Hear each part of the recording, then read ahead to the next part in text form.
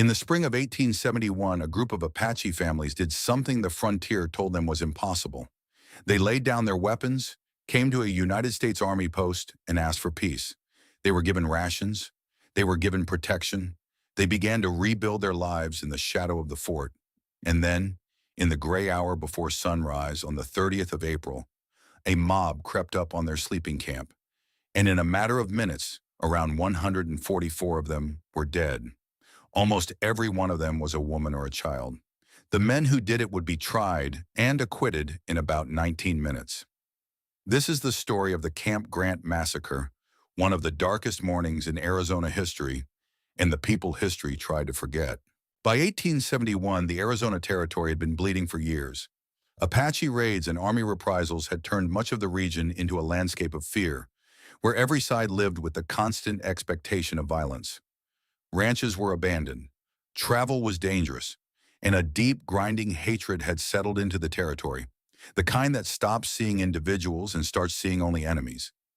Then near a military post called Camp Grant, at the mouth of Aravaipa Canyon, where the creek met the San Pedro River, something remarkable happened.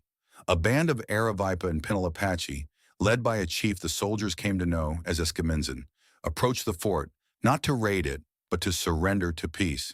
They were exhausted by years of war. They wanted a place to plant crops, to gather food, to raise their children without running for their lives.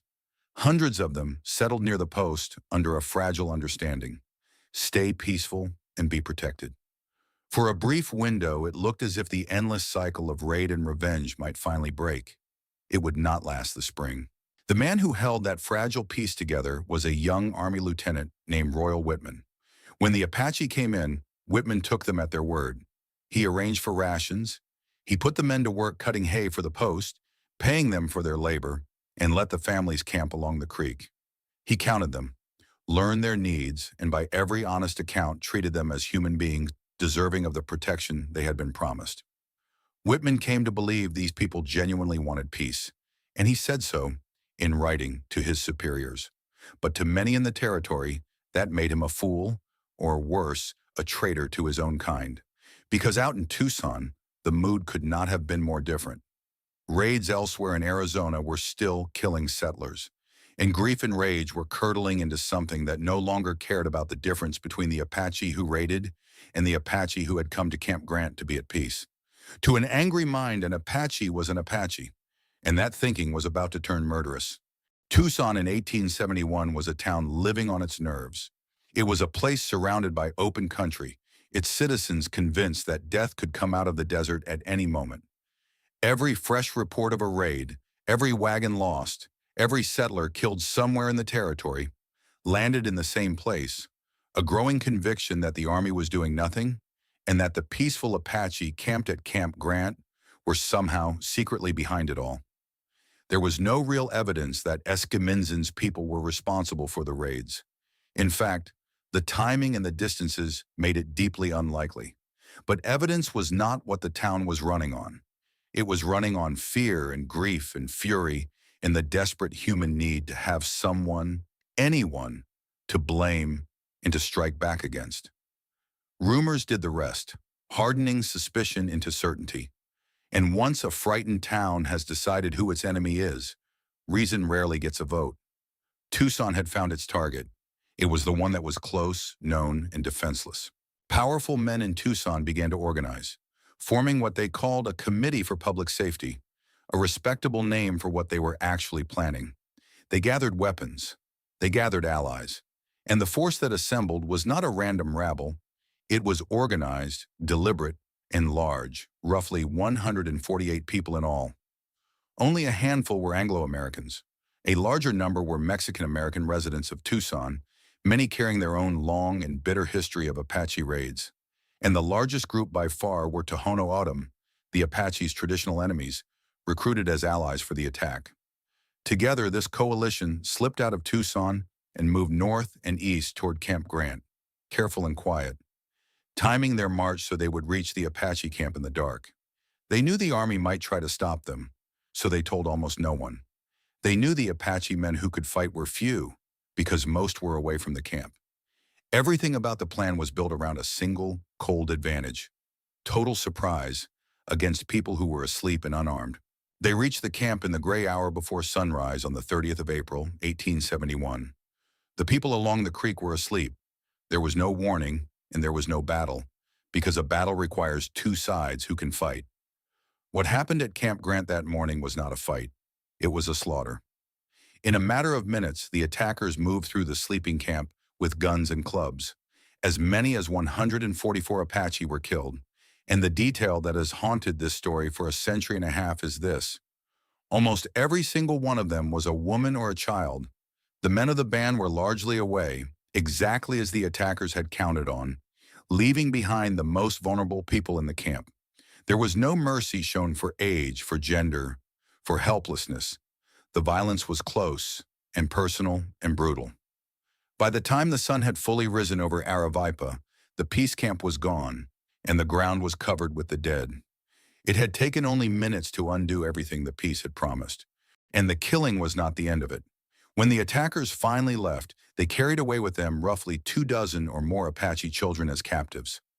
These children were not returned to their people. Many were taken into Mexico or into O'odham communities, some sold, some kept. Their families destroyed and their entire lives rewritten by force in the span of a single morning. For the survivors, the Apache men and the few others who had been away and came back to find their camp turned into a graveyard, the grief was beyond anything words can hold. They had done everything that had been asked of them. They had surrendered. They had trusted. They had chosen peace over war, at enormous risk, and peace had gotten their wives, their mothers, their sisters, and their children slaughtered in the dark, and their surviving children stolen. Lieutenant Whitman returned to a scene he would never be able to forget and did what little any man could do, seeing to the dead and trying, mostly in vain, to account for the missing. News of what had happened at Camp Grant traveled far beyond Arizona, and when it reached the east, it landed like a thunderclap. This was not a frontier skirmish that could be quietly forgotten and folded into the endless ledger of the Indian Wars. This was the massacre of surrendered, protected people, the overwhelming majority of them women and children, by an organized mob against people the United States government itself had promised to keep safe. President Ulysses S. Grant, who was at that very time pursuing a policy of peace toward Native nations, was said to have called the massacre purely murder. And he did something extraordinary and almost unheard of. He made it clear that unless the Arizona Territory brought the perpetrators to trial, the territory would face martial law, the suspension of its civilian government, and rule by the Army. It was a stunning threat from a president to one of his own territories, and it worked, at least on the surface. Under that pressure, Arizona could no longer pretend the massacre had never happened. There would be a trial. Whether there would be justice was another question entirely. The trial was held in Tucson at the end of 1871. More than 100 of the participants stood accused. And here is the thing about that courtroom. The evidence of what had happened was not really in dispute. The killing had happened. Everyone knew it had happened. What was in dispute in that town before that jury was whether anyone there considered it a crime at all. The jury was drawn from the very community that had organized and cheered the attack, a community that still believed, or wanted to believe, that it had done something necessary. They listened to the case. They went out to deliberate, and they came back with a verdict of not guilty in a deliberation that reportedly lasted about 19 minutes. Not 19 hours, not 19 days, 19 minutes to weigh the killing of 144 human beings. Every defendant walked free, and for the Apache, it was a second wound laid directly on top of the first, the unmistakable message that their dead simply did not count, that the law of the territory would not, could not, and would not see them as victims at all. The Camp Grant Massacre did not end the Apache Wars. It inflamed them, driving many who had wanted peace back toward war, convinced now with terrible proof that surrender to the white man's government meant death. Whatever trust had been built at Camp Grant was gone, and it took much of the region's hope for peace with it. But the massacre also became a turning point in the national conscience, strengthening the argument, back east, that the government's entire approach to Native peoples had to change. Eski Minzin, the chief who had led his people to Camp Grant seeking peace, survived that morning and lived on through years more of hardship, imprisonment, and broken promises. A man who had gambled everything on peace and watched it cost him almost everyone. Today, the site along Aravaipa Creek is quiet again. There is no boomtown here, no saloon, no mine, none of the usual monuments of the Old West that draw the tourists and the cameras. In fact, there is no marker here at all. The place where 144 people died is unmarked, and to most who pass through southern Arizona, entirely unknown.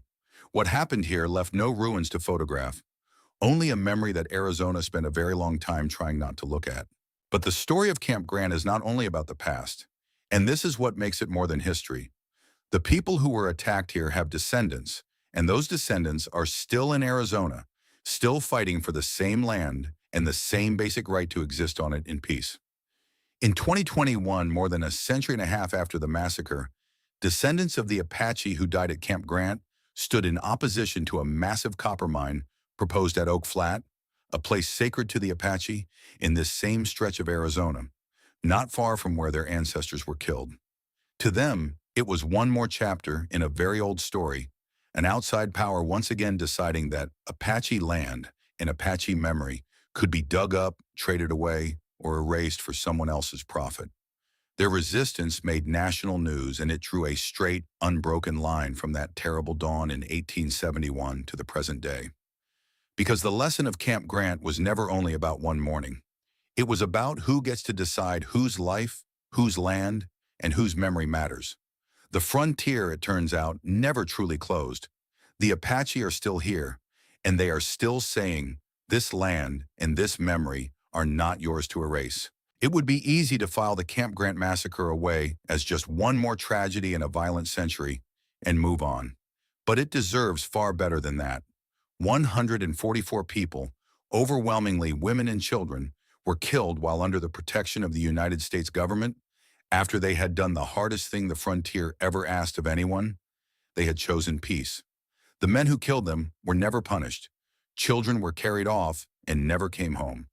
Those are not just numbers on a page.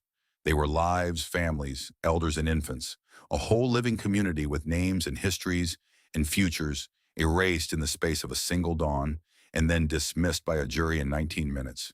Remembering them, honestly and by their full weight, is the least that we owe.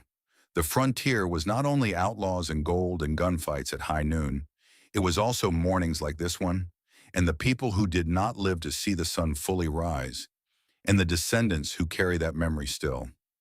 Their story is part of Arizona's story and part of America's story, whether the territory ever wanted to remember it or not. So we remember it here.